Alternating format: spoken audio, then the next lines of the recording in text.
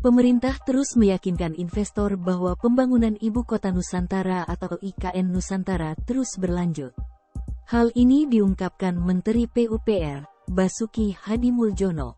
Dilansir dari Kompas.com, Basuki mengatakan pemerintah juga terus meyakinkan kepada investor bahwa pembangunan ibu kota baru di Kalimantan Timur pengganti Jakarta itu terus bergulir. Kelanjutan pembangunan IKN, ujar Basuki, sudah ditunjukkan pemerintah sejak wacana tersebut pertama kali bergulir.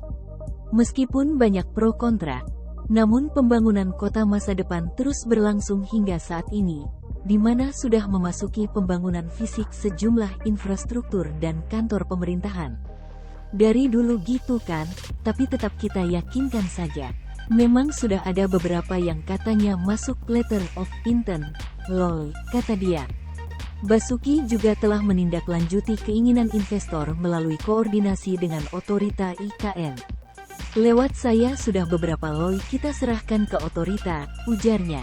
Pemerintah, kata Basuki, telah memiliki landasan hukum UU IKN beserta seluruh aturan turunan.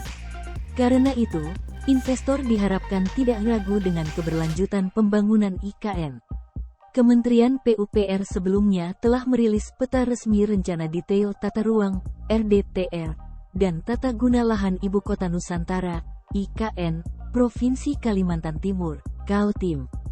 Dalam peta tersebut, turut dijabarkan penampakan kawasan inti pusat pemerintahan, KIP, di IKN dengan luas 6.600 hektare.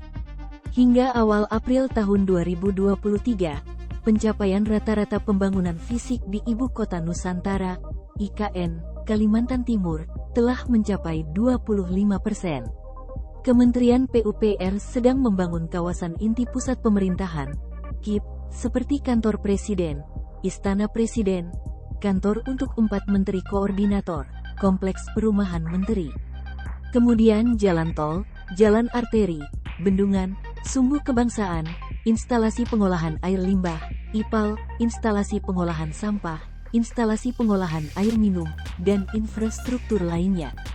Pemerintah menargetkan pada Agustus tahun 2024, upacara peringatan HUT Kemerdekaan RI dapat dilaksanakan di IKN.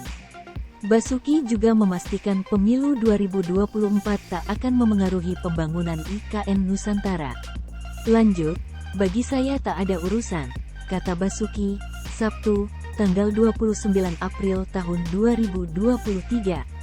Terbaru, juru bicara Kementerian PUPR Endra S. Atmawijaya menyampaikan, Menteri PUPR telah melaporkan bahwa progres pembangunan IKN telah mencapai 27% pada 1 hingga 2 pekan lalu. Endra menyebut, sudah banyak investor yang berminat untuk berinvestasi di IKN. Endra menerangkan, sebelum berinvestasi, investor akan melihat apa saja yang dilakukan pemerintah terkait dengan IKN. Sebab itu, pada tahap awal pembangunan IKN akan menggunakan APBN. Endra mengatakan, pembangunan infrastruktur dasar pada tahap awal menunjukkan keseriusan pemerintah untuk membangun IKN. Kalau sudah lihat keseriusan pemerintah, investor akan masuk, ujar Endra di kantor Kementerian PUPR, Selasa, 2/5. Endra menjelaskan, investasi yang dilakukan investor tidak serta-merta langsung dilakukan. Investor akan melihat progres pembangunan IKN. Dari hal itu, investor akan menyampaikan interest. Kemudian, investor akan menyampaikan letter of interest, LOI. Setelah menyampaikan LOI, investor tidak serta-merta melakukan realisasi investasi. Biasanya, investor akan terlebih dahulu melakukan perencanaan dan feasibility study.